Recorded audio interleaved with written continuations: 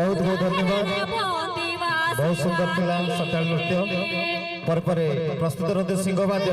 पापड़ाहाड़ी block बहुत बहुत धन्यवाद बहुत बहुत धन्यवाद थैंक यू बहुत बहुत धन्यवाद टिके संवर्धना को टिके त्वरित आनंद माननीय विधायक महोदय ए संवर्धना प्रदान करिवे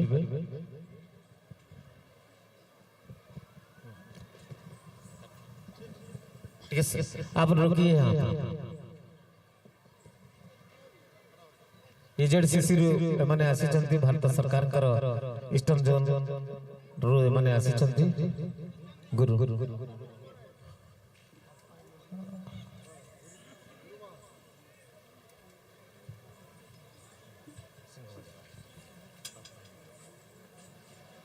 पापड़ाहांडी ब्लॉक सिंहबाजार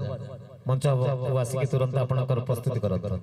परवर्ती आकर्षण पापड़ाहांडी ब्लॉक रो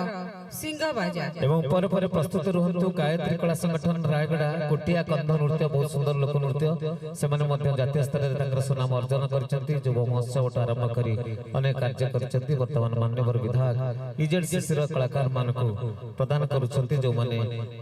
संताली नृत्य परिवेषण करूतले हम आदिवासी नृत्य को से माने मध्य जातीय स्तर रे परिवेषण करी निजर संवर्धना पाइचंती एवं हमको मध्य दैचंती माननीय विधायक प्रदान कले बहुत बहुत धन्यवाद साहब एबे सिंहबाजार नृत्य पापड़ाहाड़ी ब्लॉक